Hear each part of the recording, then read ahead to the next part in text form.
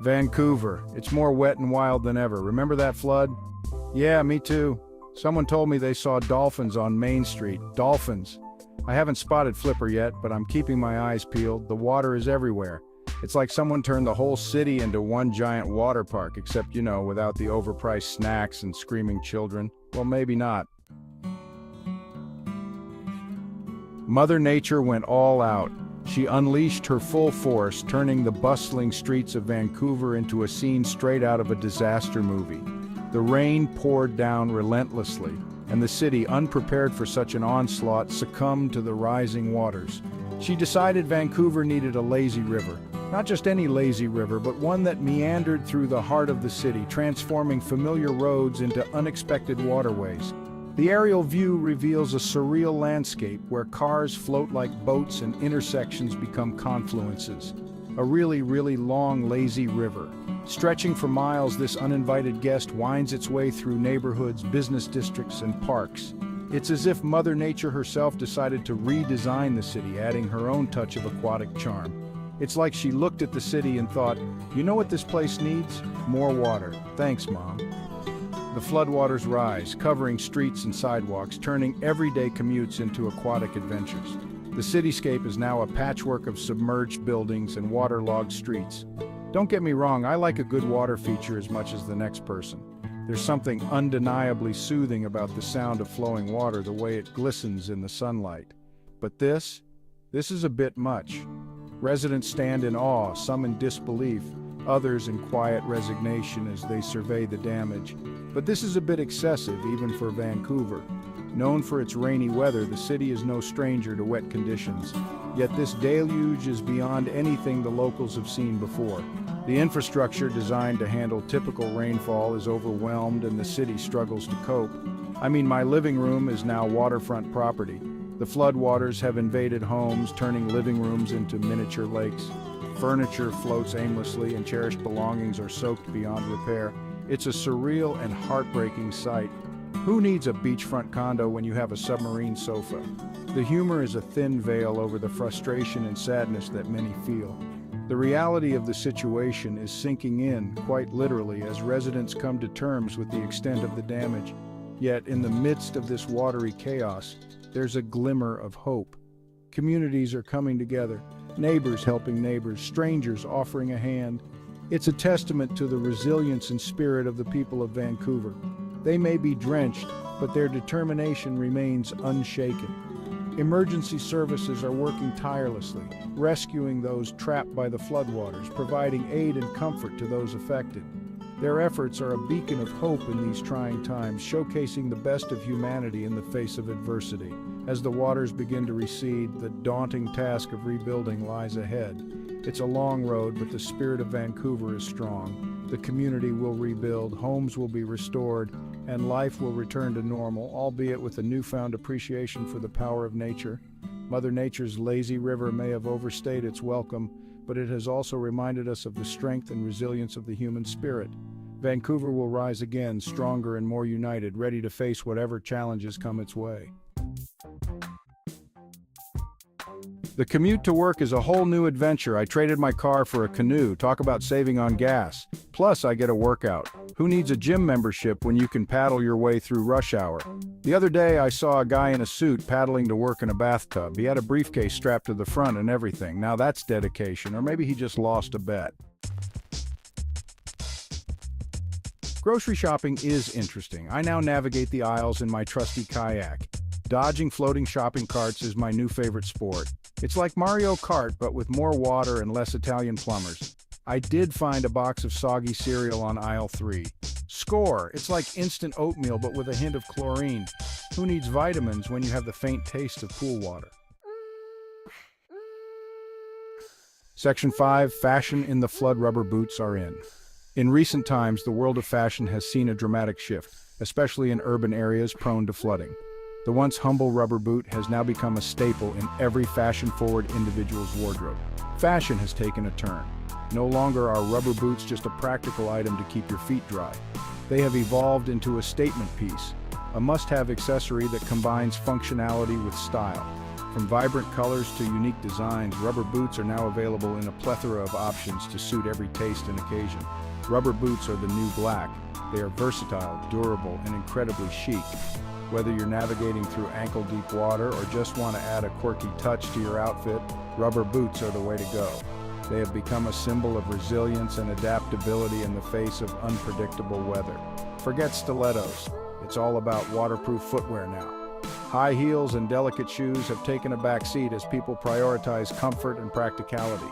Rubber boots offer the perfect blend of both, allowing you to stay stylish without compromising on functionality. They are easy to clean, quick to dry, and can withstand the harshest of conditions. I'm rocking my bright yellow rain boots with everything. These boots are not just for rainy days, they have become a year-round fashion staple. Pair them with jeans, dresses, or even shorts, and you'll be turning heads wherever you go. The bright yellow color adds a pop of fun and cheerfulness to any outfit, making them a favorite among fashion enthusiasts. They go great with my pajamas, my business casual, my birthday suit. The versatility of rubber boots is unmatched. You can wear them with virtually anything and still look fabulous, whether you're lounging at home, heading to the office, or celebrating a special occasion. Rubber boots have got you covered. They are the ultimate blend of comfort and style. I saw a woman the other day who had attached little rubber duckies to her boots. Now that's style.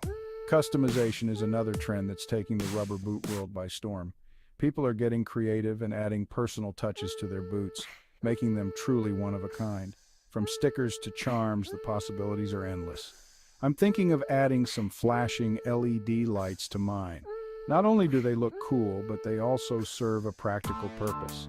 In low-light conditions, these lights can help you stay visible and safe.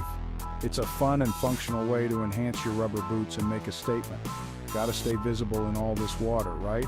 In a world where urban flooding is becoming increasingly common, staying visible and safe is more important than ever. Rubber boots with LED lights are just one of the many innovative ways people are adapting to these changing conditions. So whether you're braving the floodwaters or just want to add a unique touch to your outfit, rubber boots are the way to go. Embrace the trend and make a splash with your style. Section 6, Wildlife Sightings. Seagulls on steroids, the wildlife is thriving. I swear I saw a seagull carrying a small dog in its beak. Those things are huge. They're like seagulls on steroids. I saw a family of raccoons paddling down the street on a log the other day. They look so peaceful, like they were on a little vacation. Maybe I should join them. Who needs a cruise ship when you have a floating log? Section 7. Vancouver's Got Talent Synchronized Swimming, anyone? In the midst of urban flooding, the residents of Vancouver have found a unique way to keep their spirits high and their bodies moving. Instead of succumbing to the inconvenience of the floodwaters, they have turned the streets into a stage for an impromptu synchronized swimming show. We're finding new ways to entertain ourselves. The floodwaters have become a playground for creativity and community bonding.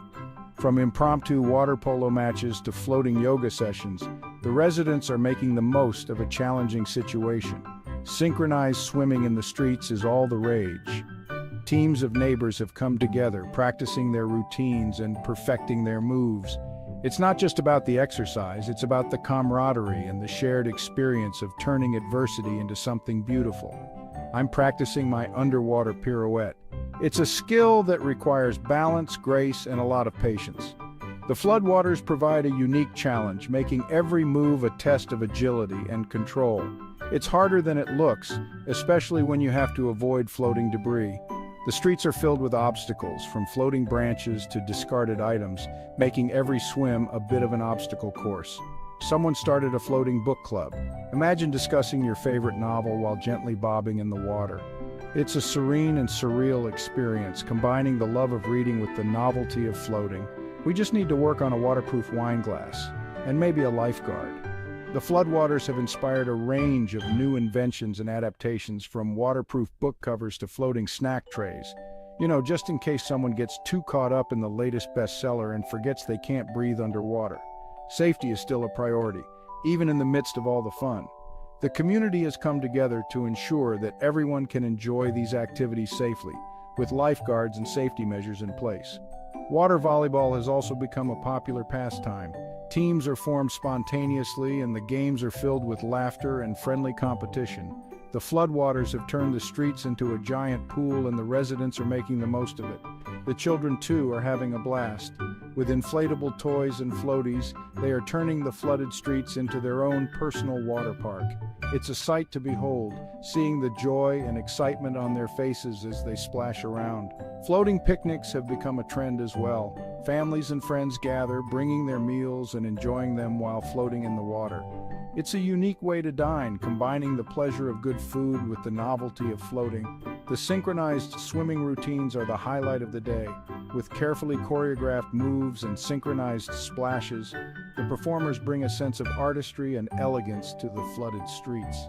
It's a testament to the resilience and creativity of the community, turning a challenging situation into an opportunity for joy and connection. The onlookers from their balconies cheer and clap, adding to the festive atmosphere. It's a community effort with everyone playing a part in creating a memorable and uplifting experience. The floodwaters may have disrupted daily life, but they have also brought the community closer together, fostering a sense of unity and shared purpose. As the sun sets over the flooded streets, the golden light reflecting on the water creates a magical scene. It's a reminder that even in the face of adversity, there is beauty to be found. The residents of Vancouver have shown that with creativity, resilience, and a sense of humor, they can turn any situation into an opportunity for joy and connection. Section 8. Dating in the Flood. Love on a raft? Dating is complicado. Dinner and a movie has been replaced with canned goods and a canoe ride. It's not very romantic, but it's something. I'm thinking of signing up for a flood dating app. You know, something like Tinder, but with more life vests. Swipe right if you're looking for love on a raft, swipe left if you'd rather stay high and dry. Section 9. Dear Diary. Confessions of a Flood Survivor. Dear Diary, it's day. Who even knows anymore? I'm pretty sure I saw a fish wearing a monocle and a top hat this morning. Maybe I'm losing it. Or maybe the fish are evolving. I'm running low on dry socks and coffee, send help, and maybe a waterproof coffee maker and a therapist. Section 10. The Flood Olympics. New events to consider. We should start our own Olympics, the Vancouver Flood Games. We could have events like synchronized kayaking, underwater basket weaving, and the ever-popular who can build the best raft out of garbage. We could even have a medal ceremony. Gold for the driest socks, silver for the most creative use of a rubber duck, and bronze for anyone who hasn't cried yet. Section 11. Vancouver. Still awesome, just a little wetter. Vancouver, you're a mess. A wet, soggy, slightly smelly mess, but you're our mess. And hey, at least we're not bored, right? So keep your chins up, Vancouverites, and your rubber boots on. And watch out for those seagulls, they're vicious.